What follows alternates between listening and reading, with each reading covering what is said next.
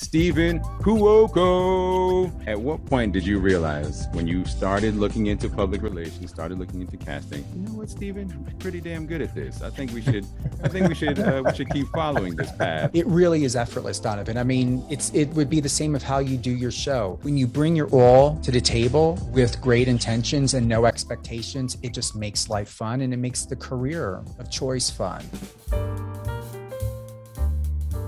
Good morning, good afternoon, and good evening, no matter where you're at in the world. You're listening to Live on Air with Stephen Cuoco on Power 98.5 satellite radio. All great things, Power 98.5. Head on over to power985.com. You can download the app, listen on Alexa, add it in your Alexa skill. We're available on Odyssey as well as Apple Music.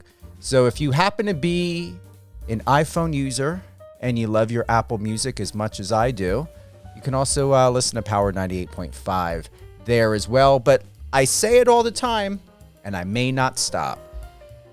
Always start at home first. Download the app. Tune in on power985.com. Just know it's free. You don't have to pay for it. It's for the people, we the people, and it's about the people. And that's what I love most. Where's that screenshot? You guys got that for me? I did send it over to you, right? And a big shout out to Mr. Chef Todd English. Attended an awesome event last night, as well as I want to give a big thank you for the personal invite by the culinary kickoff for the Grand Prix happening here in Vegas. Happened last night over at the Allegiant Stadium. I was just sharing just a little bit ago. Super excited about this with Dustin Martinez, professional bull rider. We had the stadium all to ourselves. I got some video. I did share it to just be there and see the seats empty and the field empty. Just all of that. It was just surreal to have that all to yourself. And there was a couple moments when I looked out and I was by a couple private tables and it was just spectacular. So thank you again to the culinary kickoff. Also, Mr. Chef Todd English. I got to meet Warren Moon. I also got to meet Bubba Jenkins. They're all going to be on my show soon, hopefully. I hope this month, but we got holidays coming up, so we will see what happens. Where is that thing? I had it. Here we go. Thank you. I want to thank Mr. Dustin Martinez. He shared this on his Instagram. You can head on over to his Instagram at Dustin Martinez 96. This was just the other day, and it goes something like this. I had to make you uncomfortable. Otherwise, you would have never moved. Signed, God. How true is that? I'm going to read it one more time. I had to make you uncomfortable. Otherwise, you would have never moved. I can relate to that. Can you? There are times you just get absolutely exhausted, defeated, annoyed, tired, bewildered, whatever it may be, even when you have no idea of what's happening in front of you and what will happen, whether it's financial, personal, your love life, career. It's a hard thing to deal with when you just don't know and you don't have answers. But as they always say, and it's the truth, diamonds are made through pressure and time. It's my birthstone. And not only do I know it well, I live it well. Pressure and time, stress and time does mold you greatly. We've got, once again, Mr. Dustin Martinez. And after about 4 years old, he spent the majority of his young life traveling back and forth between Oklahoma and New Mexico as a result of divorced parents, growing up around and constantly being surrounded by the outdoors and animals and other cowboys at both homes. It has all been a part of who he has been ever since he can remember. Horseback at the age of 3 and rode his first sheep. And I'm going to say, Dustin, mutton bustin. That's the name. What is it? Mutton bustin not long after is the name of the sheep? Yeah, so that's kind of how a lot of us young guys, our dads or uncles or brothers or friends, may have rode bulls or whatnot. And those of us, who got into it at the age or size before we could actually get on, calves or steers or big bulls, that's usually how a lot of us young kids, start is riding sheep. And it's called mutton bust. And it's pretty cool, man. A lot of, rodeos around the world now are bringing that in, trying to really push, rodeo and the rodeo events in the younger generation. So, yeah, man, that was kind of how I got my start for sheep. Yeah, it made you who you are today, and welcome to the show. Absolutely. I'm tickled to be here, Stephen. I've been real excited for this. I don't know how to put that into words, man, but I'm just thrilled to be here. So thanks for having me. You're welcome. Are you back in New Mexico, but I know you're still here in Vegas, right? Correct. So New Mexico is technically where I hang my hat. But I had a hip surgery on my left hip. I've been riding bulls with a torn or partially torn labrum. That's just continued to get worse for at least a year and a half. I had an MRI done on my hip last August, and the doctor, that looked at my hip told me, kind of what was going on, and I just continued to push through it. So how long I had the bone spur causing the partial tear previous to that, I don't know. But after my hip surgery, I went back home for about a month and a half, got off my crutches, got really flowing on my physical therapy. And my team and my surgeon in Nashville recommended me with a really good team here in Las Vegas. And I've been doing physical therapy 3 days a week in person. And then, they got me doing some stuff at home, and actually had a reevaluation today with my PT team. They said things are looking really good, coming along really well, and got a follow-up next Tuesday right before Thanksgiving in Nashville with my surgeon in person. So I'm hoping to have a little bit, more information on that. But they told me it'd be about 5 to 6 months total recovery time, and we're right about that 4.5, 5 month mark. So super fortunate that it's, all worked out the way it was. And there's a lot that you had said there at the beginning that I want to cover, again, as far as the, making you uncomfortable, quoted God, and even back about the empty stadium, man. So, yes, sir, just currently in Vegas right now, and I'll be here till the end of December, and hopefully back in full motion right at the beginning of the year. I'm excited for you. And that was some, deep surgery. Didn't you share the graphics or something on your Instagram story? What was it? Was it you that did that? I did. So I was actually it's kind of I like talking about it, man, but I was under they ended up putting me through general anesthesia. I think I got hit with the spinal anesthesia as well, because I woke up partway through my surgery, or started to. I don't know what the technicality of quote unquote waking up is, but I was on quite a bit of meds and out of it for about 24 hours. So my girlfriend took over my Instagram, was just staying in touch with everybody, in my corner, letting them know how it was going. But yeah, man. So I had a bone spur that was growing out of the top of my femoral head, and, being horseback in a saddle, the movements we make riding bulls, it's pretty demanding on your body. That bone spur was just starting to, take a toll. And really, honestly, I started to have some other things that were stemming, groin issues, knee issues, hip issues, etc., and decided finally, I'd better get it done. So yeah, it is on my Instagram. I think the first picture, I'm in a hospital bed with a popsicle in my hand.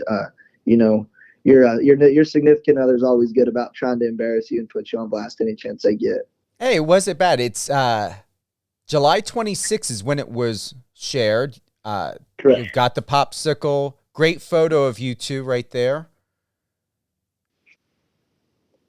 So yeah, it was a pretty, what I say, intense surgery. I was on the table for about 3 hours, but pretty cool, 50% weight bearing through crutches right away afterward. And man, they operated me on a Wednesday, and I flew home on a Thursday. So I've kind of joked with people, this has been the longest given time at one time that I've had to sit out for an injury, but it's been the recovery for it has been, I've broken my leg before, had, some other stuff go on that I've had to do PT for safe for.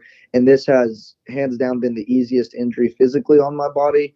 But just the length of it has really been, it sounds cliche, but soul searching. And, just that time off and the time to myself, the time to work on myself. I told myself from the get-go before they operated on me, if you use this time to not just get healthier, physically with the hip, but also use this time to push yourself in other ways physically and in terms other ways mentally.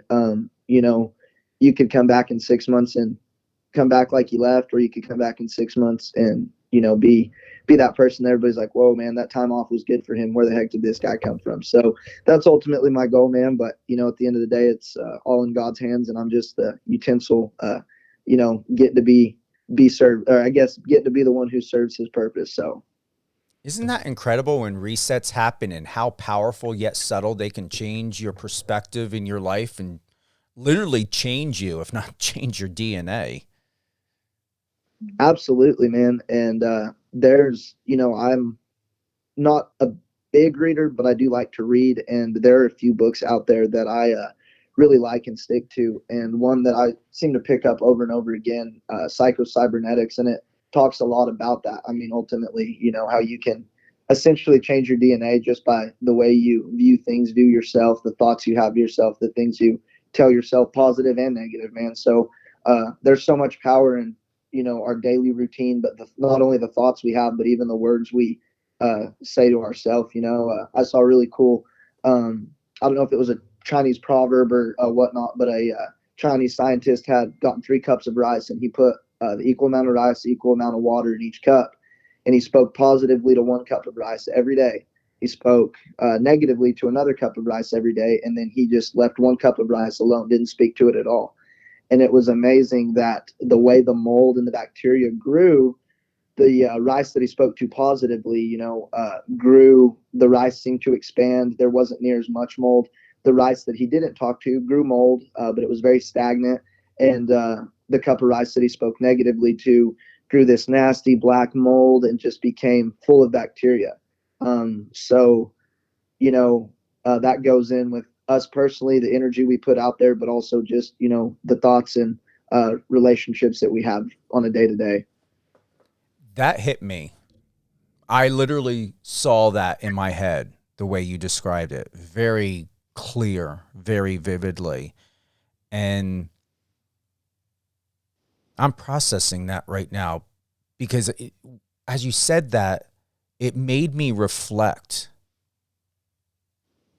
I felt like a flash of my life, Dustin, just went through me, through my eyes, through my head. Literally, I wouldn't say it took me back, but I'm just going to say it's powerful. Even what you just said and how you said it and shared it, I had my life flash before me. I'm not in this like, oh my God, or wow moment. I'm in this place like that actually happened. So thank you for that, because I was meant to hear that. With all the listeners, I hope that resonated with you, because, man, we've really got to take more responsibility and awareness of how we internally and externally communicate with ourselves and with other people, and also how we may or may not allow other people to communicate to us and against us. That just popped in my head, Dustin. To us and against us. You're absolutely right, man. And it's a very hard and thin and fine line to walk, and hard balance to keep. I personally feel like, because you want to be that person that is putting positivity out in the world, essentially into that cup of good rice. But at the same time, every relation you have in the world, you're not always going to be the one putting out and giving. There's going to be something you can take from another individual in the room or another door open, whatever the case may be. And it's also important to make sure you're surrounding yourself with the people who are speaking the positivity into the positive, cup of rice. Because, you you are an accumulation of the people you spend the most time with. So that goes just like you said, both ways, what you're putting out in relationships or in connections, etc., but also in what you're receiving from those other individuals or other relationships, have you will. Thank you for that. Honestly, I feel fulfilled. That transformed me. I'm in this place and space and with you. And when they say timing is everything, it really is. Because the moment when something just clicks, it's like a combination. When you see in movies and they're listening to it and they're trying to get to that, pay attention to that click to where it just drops. That's what happened. Mic drop moment, sort of. Your fifth generation cowboy and second generation bull rider. Did you plan this? Did you want this? Or did it just happen to fall into where it resonated with you and made sense? So a little bit of both, to be completely honest with you, Stephen. My parents never pushed off, on me to do anything, but they were always supportive in anything that I wanted to do.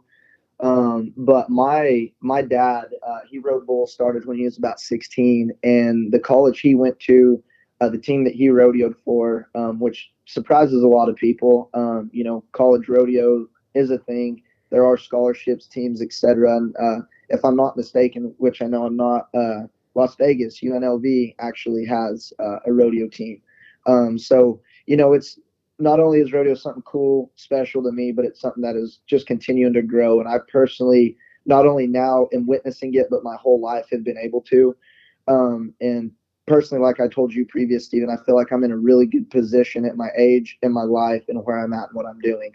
But back to your question, my parents always supported me, and they never really introduced me to rodeo. I just always grew up around it, watched my dad ride bulls. And when I got old enough to talk, I pointed at the TV one day. I was sitting in my car seat, and you may wonder, why were you watching TV in your car seat? Well, I was, like men are supposed to be, boys were supposed to be wild at heart, man. I was a rambunctious little son of a gun, like we have a tendency to be. And after about the second time I pulled the iron off the ironing board and burnt my forehead, my mom, when she had house chores to do, would just literally strap me in my car seat. Well, obviously I didn't like that. So she started to put it in front of the TV. Well, she put on old NFR tapes, old NFR recordings, old practice films from my dad in college, at home, whatnot. And man, I was content. I would shut up. I'd sit there and watch those for hours on repeat. And when I got old enough to talk, I finally pointed at the TV and said, I want to do that. So it's something that's always been in my life. But when I knew I wanted to pursue that, it sounds kind of stupid, but you say, like earlier, your life flashed before your eyes. My life kind of technically, in a sense, flashed before my eyes. And I feel like, it wasn't just something that looked fun or cool at a young age. Like it was, God put that fire, that passion, that desire in my heart at a young age. And I just, man, I don't have plans on stopping and letting up unless, I feel like it's truly God telling me, all right, your time with this is done. You've impacted, done what you need to. But, at the end of the day, man, I ride bulls for me because I love what I do. And, I'm fortunate and blessed to do what I do, but I've tried to, I guess, see a bigger picture at it anymore because, yeah, it is about us on this earth, but it's really not. And man, being in the situation, or I guess the position, nobody ever pushed off on me to ride bulls, but I know how much that impacted and what it's done for me in my life and what it's done for me as a person. So the picture to me is so much bigger if I can be an instrument or, influence somebody to go do something great and realize, that we're, I'm 135, 140 pound man riding, 1,800 pound animals week in and week out. We're capable of so much more, I feel like, than what we naturally as humans believe we are. And I'm stuck on this saying, God wants warriors. And that doesn't necessarily mean people who are mad and angry fighters going to pull a sword out. There's a show on Amazon Prime called the Peaceful Warrior. And, basically the encapsulation of it is, being able to strike at any moment, and people know that, and they see that you're a warrior, but they also know that you're, peaceful, kind. Basically the name of the movie kind of states what it's about, Peaceful Warrior. And as bull riders, man, I kind of see us as the modern day David and Goliath. And that's really powerful. And if you look back at a lot of what scripture says, Genesis 1:28, we were created. God said, let's create man in our image to have dominion over the earth, the fish in the sea, the fowl in the earth, the cattle that roameth the earth. And to me, that's pretty cool. And that's one thing I tell myself before I go to nod my face, strap my hand in my bull rope is, I was created to have dominion over this earth. So yeah, it's cool. I get to do something cool, fun, ride bulls is awesome. But man, we are the modern day gladiators in today's society, modern day David and Goliath. So it's just always been something that has been in my heart, and it's not something I just enjoy. It's a burning passion, if that makes any sense. I'm differentiated for it. When you're riding, when you're on that animal, what goes through your head? And have you ever questioned, not the career, Dustin, but have you ever questioned how this could impact your life and your future, knowing that the moment they let you and the bull out of the cage, it really is in God's hands? Absolutely. And that goes also into being able to, we as bull riders can serve as a incredible vessel or instrument to show people what literally walking by faith, not by sight, truly means. Because out there, I mean, there's so much, man, so many factors that are uncontrollable and out of our control, on the back of those animals. And, it's important to be around, like we were saying earlier, the right guys. But, I've been around some guys who are what I consider elite bull riders at this level, this elite level. They're the elite of the elite. And, I love being around those guys. If you're the smartest or best person in the room, you need to find a new room of people to hang out with. And, I hear constantly with those guys, trust your training, trust your instincts, trust that you belong there, believe that you belong there. And to me, that's huge, man. There's a lot to be said about the guy who likes the destination, but there's more to be said about the man who loves the journey on the way to the destination. That man who's hungry for that grind, and ultimately gets that chill up his spine every time he, goes to set out, because he has to work a little harder than maybe the guy to his left and the guy to his right. So the thoughts that I have when I nod my face, man, if any bull rider tells you they're not scared or a little nervous, they're full of it. Yeah, it's a dangerous sport, but it's a different kind of nervousness, man. It's not a scared fully, I fear for my life. Obviously doing something as dangerous as riding bulls, you got to be passionate and be willing to lay your life down on the line every time you do it. But it's I try to have a calmness over myself, Stephen, when I go, to get on and ride bulls. I try to have a calmness and a peace over myself, but like I was saying, have that peaceful warrior attitude, have that energy that that a man is supposed to have, and that fight in me, but it's just pulsating, ready to, be released at any moment. And a good friend of mine who, back in his heyday, I should say, he was at the top of his game. And, I have a tendency to be an overthinker, which can be great, but it can be detrimental in certain aspects of things, I feel like, and especially in a sport like bull riding, where you don't know what your dancing partner is going to do. You just have to react to it. So one thing that my friend shared with me that I try to do, man, I do simple multiplication before I get on bulls. So as I'm sitting down on my bull, I'm multiplying 2 times 2 times 2 is 4 times 2 is 8 times 2 is 16, just to let that subconscious part of my mind take over when I do get into action in a bull ride, rather than my conscious mind. Because like I said, it's no different than dancing or fighting. You know what I mean? You know nothing about what your partner is going to do. All you have control over is your training during the week, and that applies to your reaction subconsciously when you're competing. So I always try to stay calm, and I tell people that, and that's just something you hear time and time again from these guys who are doing this at the elite level. Stay calm, stay calm, stay calm. So sounds super cliche and silly, like how can you stay calm riding bulls, but goes back to that peaceful warrior mindset. I'm impressed for you being very young, how educated and seasoned you are. Have you always been like that, or is it your environment that encouraged you to be like that? Where does that stem from? Largely my environment, Stephen. It goes back to like we were talking about who you surround yourself with. And so when I turned 18, I jumped out on the PRCA tour a little bit and on the PBR tour, but I pursued the PRCA just more, I say, full time or avidly than I did the PBR. But 2 years ago, I decided, I'm going to just try to make a run at these PBRs. It's a little easier on a guy's body. He can, go in essentially to one place one weekend, fly in and out.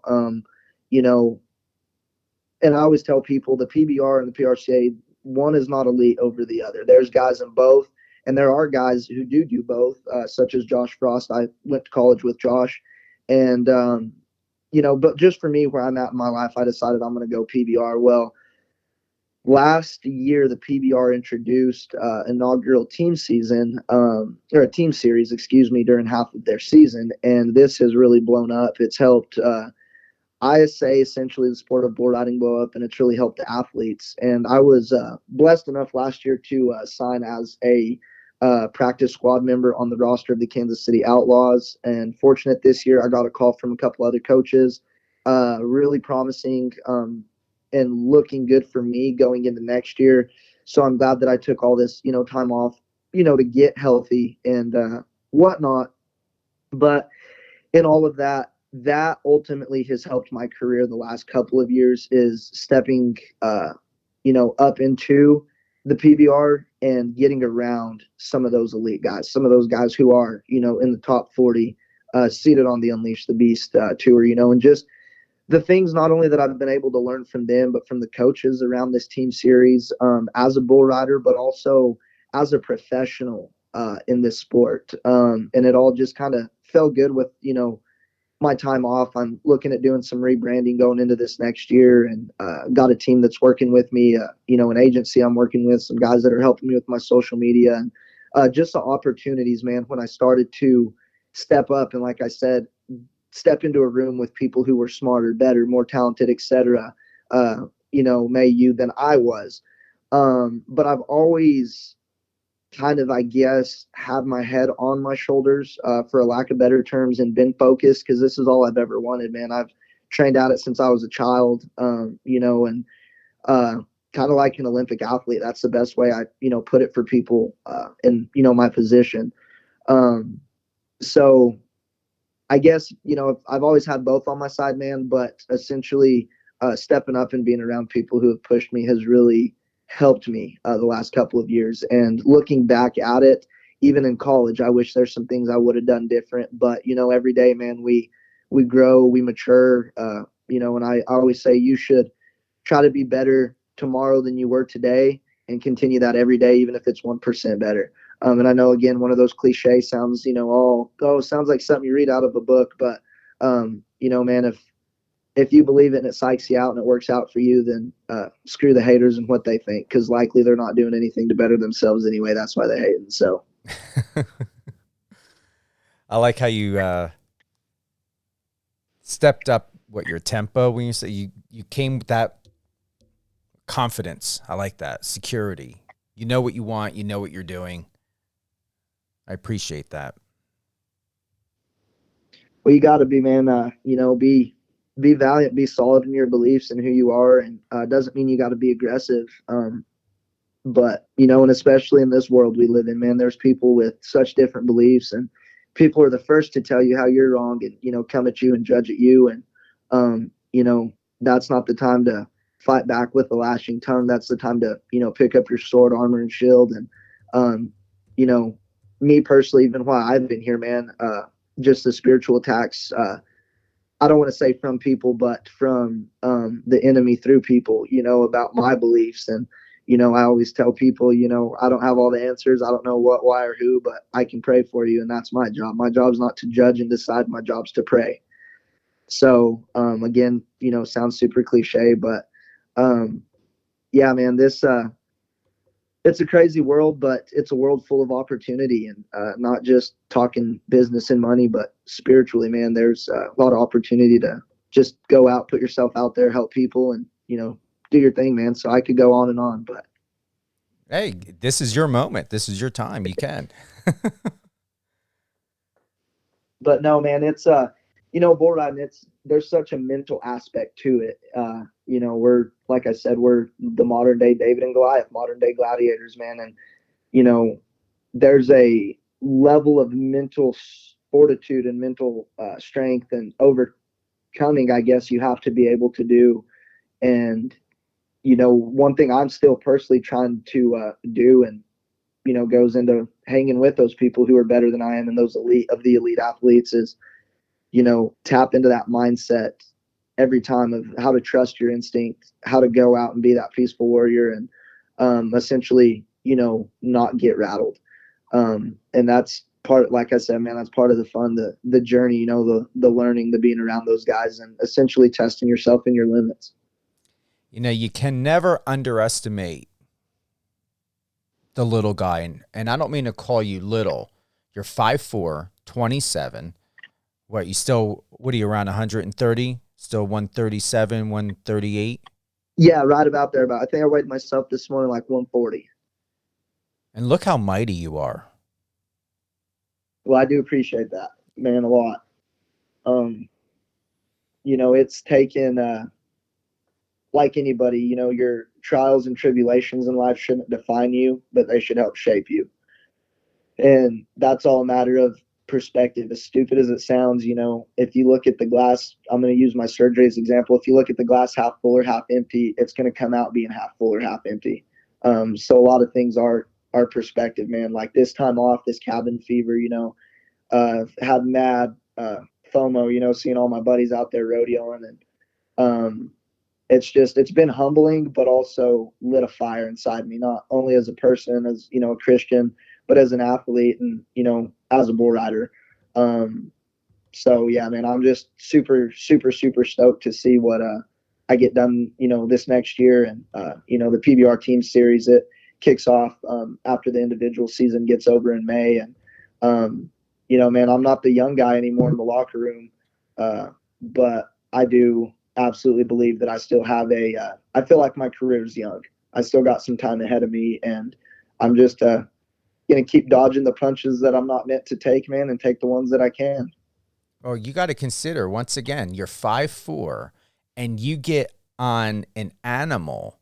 And how much does that animal weigh? Right now, most contractors keep them from about 1,400 to 1,800 pounds. Do you know what you just said of what you're holding on to? That amount of weight, the power, I don't know if you can even describe it unless you're sitting on a bull and you're accomplishing this. That's beyond huge. It's beyond possibly even maybe a miracle, and I'm not airbrushing that. It's profound. I don't even know if there's a word for it. It's pretty cool, man. It's one heck of a sport. That's definitely what I tell people, and it is definitely they have bull riding in Brazil. The PBR encompasses Australia, Canada, Mexico, Brazil, and the United States. So we're competing, on a global level now, and it's a true American cowboy sport, man. And cowboys are the last of what I say of a dying breed.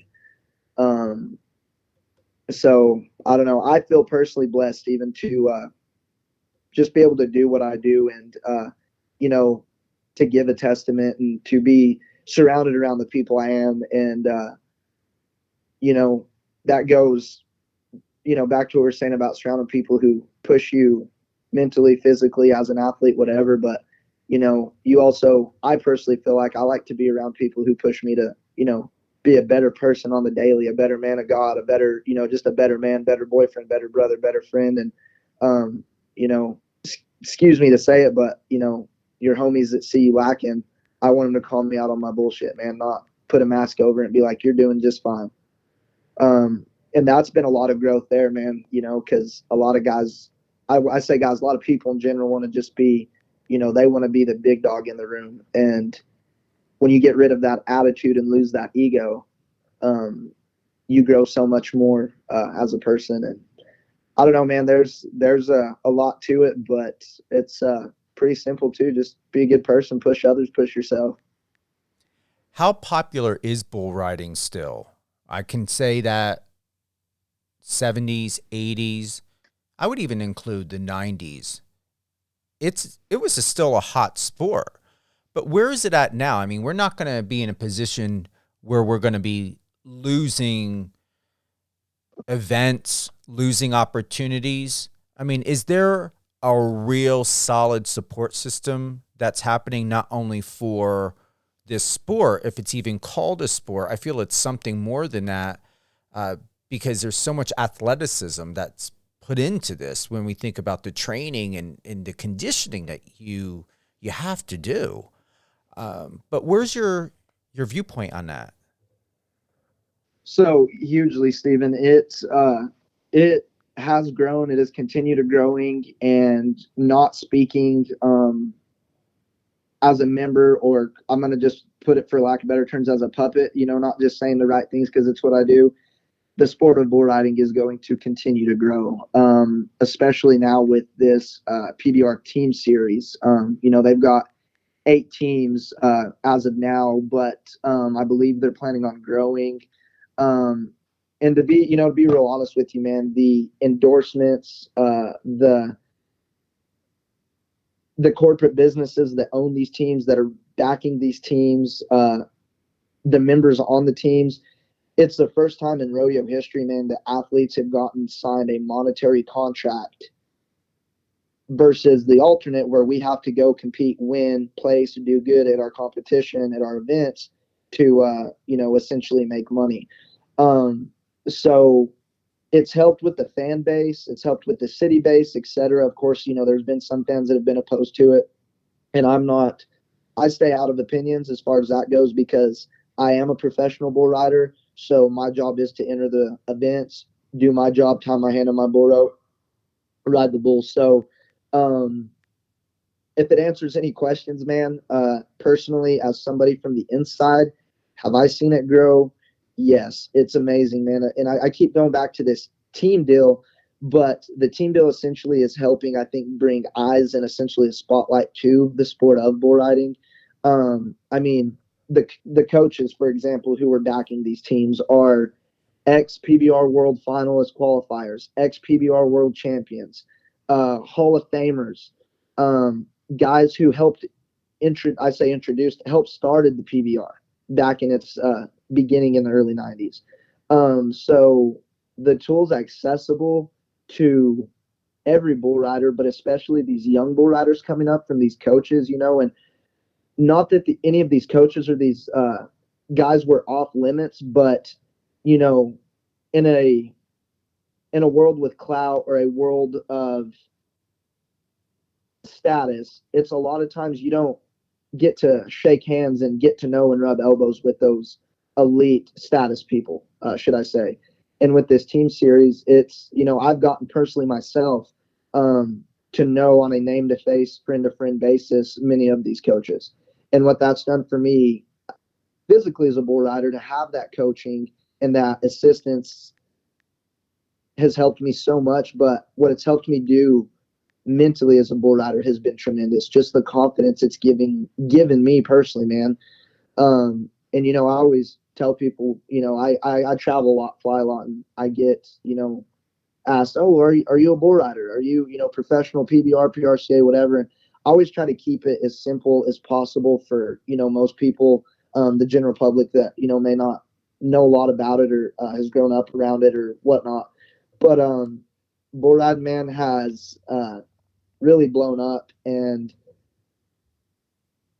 trying to think the best way to put it. For us as athletes, there's a lot of money to be had individually if you go for it as the team aspect, or, a lot of guys, even as myself, I'm going to probably get on some practice bulls before I go jump back out. And there's a chance I may even enter some events that aren't PBR or PRCA sanctioned just to put a little money in my pocket. So the sport of rodeo is definitely not dying, and the sport of bull riding in that is definitely not going anywhere. And I just, without sounding arrogant or confident in what I do, I just tell people, just get on the bandwagon. If you don't know about bull riding, get on it. It's an American sport. They sing the national anthem.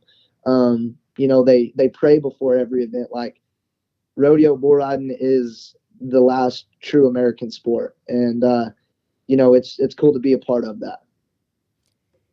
If there's ever anything you would like to make it very clear or set the record straight to offer better understanding about the athleticism, the sport, the competition of bull riding, what would that be? My biggest thing, another one of those cliche statements, Stephen, but any opportunity that is out there within your reach, grab it with your whole hand, snatch that opportunity and pull it in as close as you can and run with it, use it, do what you can with it, man. Any opportunity within grasp that sucker, man. And it doesn't matter if it's being around another bull rider, that can help you in your riding, or these coaches, that opportunity. And one thing that's been really cool that just kind of dawned on me as we're speaking, you were talking about, the health and all that with bull riders, with it being as demanding as it is. And you would think that as long as the sport of bull riding or rodeo as a whole has been out, that, nutrition while traveling would be a thing, body preservation, finances, athlete well-being would be a thing. And it's really hasn't been, man, until recently. And there's, obviously multiple guys, but there's a couple really, what I say, salty, and in the term of a cowboy, the term salty is a good term. That's a compliment. But there's a team of some salty cats right now, man, that are really re-evolutionizing and introducing, I guess, in sense, the body preservation, the business aspect, the well-being, the what do rodeo cowboys do after they're done rodeoing and riding bulls, just so many things that with this sport growing, rodeo as a whole growing, there's been so many other things growing inside of that, like I was always taught the OG old school cowboy way of stretch and reach down, touch your toes, 10 seconds. Now do the splits for 10 seconds. Now do a butterfly stretch for 10 seconds. Now wiggle around, whatever. And, there's so much more science that goes to it than that. And, like Doug Champion with Champion Living Fitness, these guys that are coming up with these mobility exercises and all these different, I say sport specific exercises, but within just the specific sport of rodeo, event specific exercises, man. So it's been amazing. I've got to go to some clinics that the Western Sports Foundation has put on, and what the WSF, Western Sports Foundation, is basically, they're a nonprofit organization, and they help professional rodeo cowboys and cowgirls from their nutrition. They've got access for them to different trainers, coaches, helplines, crisis funds in the case that, an individual gets injured and they can't work or feed their family, because they basically view rodeo and bull riding, to kind of round out your answer, as a profession. And it is, man. I mean, it may not be as known as the NFL or the NBA or MLB, and the large percentage of us might not be making those multi-million into the billion-dollar contracts and stuff, that we're signing for 4 or 5 years. But this team series has now introduced that and began to introduce that. And to tell, you basically the level of it, it may not be as big and known as the NFL and NBA yet. But, we are elite athletes and training for something we're passionate about and we love to do. And to add to the passion statement there, for the history of rodeo, essentially, most of us are doing it, in essence, like going to a casino and gambling. We pay an entry fee and we're gambling on ourselves that we're the handiest and saltiest one there that weekend. So a lot of passion, a lot of mental strength, mental fortitude, a lot of faith that goes into it. I've always told people, you will not meet a cowboy that doesn't believe in God. So to me, that's just a pretty intimate statement, but a pretty powerful statement. I want to thank you for being here with us today on Power 98.5 Satellite Radio's live on air with Stephen Cuoco. Any closing thoughts that you would like to close out with?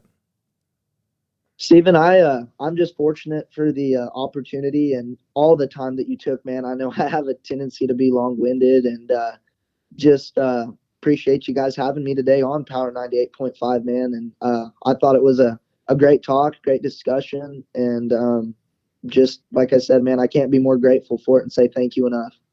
You're welcome. And who would you like to give a shout out to? Man, I personally, without going down the list, I want to give a shout out to all of my sponsors, endorsements, ambassadorships, everybody who's been behind me and in my corner, from this point going forward, but from previous to this point, who's believed in me. And I definitely want to thank, man, I've got a agent right now and his partner that are doing a kick butt job with Brotherhood Agency and my homie Devin. So I'm really excited for next year, Stephen. There's going to be a lot to be on the lookout for with me in competition, my rebranding, my socials, and just thankful for everybody who I work with, who works with me. And last but not least, man, thankful for you, Stephen, for having me on Power 98.5 today, man. It was an honor. I'm honored as well. I'm looking forward to us sitting down and having that coffee and, talking to your girlfriend. That's going to be a great conversation. She's here with the Raiders. She's a cheerleader. The Golden Knights. Yeah. Okay. Still prominent, still powerful. What's that? I said Stanley Cup champs, man. I said it's becoming a big deal. I'm into hockey now. Good. I obviously wasn't built to be a hockey player, dude, but doesn't mean that I can't get into it, Yeah. Well, hopefully we can attend a game someday. We will. That'd be awesome, man. And I look forward to shaking your hand in person, man. I appreciate that.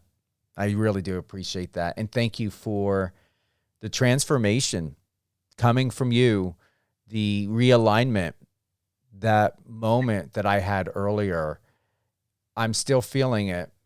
I'm still feeling in what I'm learning and what you will learn. And no matter how long or how soon it may take, is there's this inner visual. There are times, Dustin, I will see myself as a baby. I will see myself in different ages or, at different ages, different scenarios. And I feel this compassion about myself in remembering what I've gone through, what I've come through, what I've survived and thrived through. And most importantly, in every single scenario and memory, it's this feeling as though I'm hugging myself. I'm consoling myself. To close by saying, when I'm looking for compassion, when I'm looking for some sort of peace and understanding when it comes to other people, I think about what they must have been as a baby. And I think about, their small hands and that innocence. And it really does help to be more compassionate to people, to remember at one time before they became who they are and come out of who they were and grown, is that at one time before all of this and life's experiences and the changes that this world goes through and the environments and what other people go through and how it can affect us, I always think back and remember when I was a baby and when I was younger, and remember the hope and all of that went into it and what I had, even through those tough times. And that's some of the stuff when you had shared what you had shared about how that guy was speaking to the water. It was the water, right? Yes, sir. It was a cup of ice with water in them. Yes. That cup of ice and the water that body and embodiment, because you had the physical ice, the body, and then the embodiment of the water. It's just so powerful. Thank you. I was actually trying to dig through my Instagram, man. I thought I had saved that. It might have been in my likes, but I'm going to share that with you just to have, man. I save a lot of that stuff that resonates with me. Please do. Please do. Dustin, thank you again. It's always a pleasure. Hold the line. I know you and I are going to have a chat and talk a little bit before we go on with our day. Anything else at all you want to share with us? Man, just like I said, thankful for the opportunity and just having a good supportive team, man, from my girlfriend to my parents to my agent to my media team to you giving me the opportunity and the chance to be on today, man. And, you know, without my Lord and Savior, Jesus Christ, man, I wouldn't be able to ride bulls and have the power, the mental capacity, the talent that I was blessed with to do it. And just thankful for every new day, every new sunrise, man. Thank you. And have a continued healing and better understanding of your own evolution of who you are and what you are transferring more into as a man. And you've got a lot. There's a lot here for you as a teacher, as a mentor, as a son, as a future father, as a future husband, just all these things. You're perfectly who you are. And as my mother always said, God does not make mistakes, and you are proof of that. Well, Stephen, I really appreciate that. Very, very genuinely and sincerely appreciate that, man. You are very welcome. And thank you again. Thank you to everyone who's tuned in to Live on Air with Stephen Cuoco on Power 98.5 Satellite Radio, power985.com. All great things, Dustin Martinez, DustinMartinez 96. Dustin Martinez 96. Head on over to that Instagram. It's awesome, amazing. You're going to get to see a lot of great photos and videos in one where he's going to be holding the popsicle and he's in bed giving you that thumbs up. And it's sharing about his healing and his journey. Have a good day, everyone. Be very cognizant of who you are, what you're about, what you believe in, and don't allow the holiday time or any time it may be to take you away from yourself. It begins with you. It's about you. It ends with you. Be very mindful and considerate and compassionate about where you've come from, you being in this world. Like I said before, and as I shared, I think of people having at one time being a baby and their innocence, to know that there is hope. There is a way that someone can come back to grace once the distractions and the pain and everything else that it may be that's holding that person back, holding you back, there is resolve. You've got to want it. Really, really want it. Passionately want it. Have a great day, everyone. Friend us on your socials and let's connect.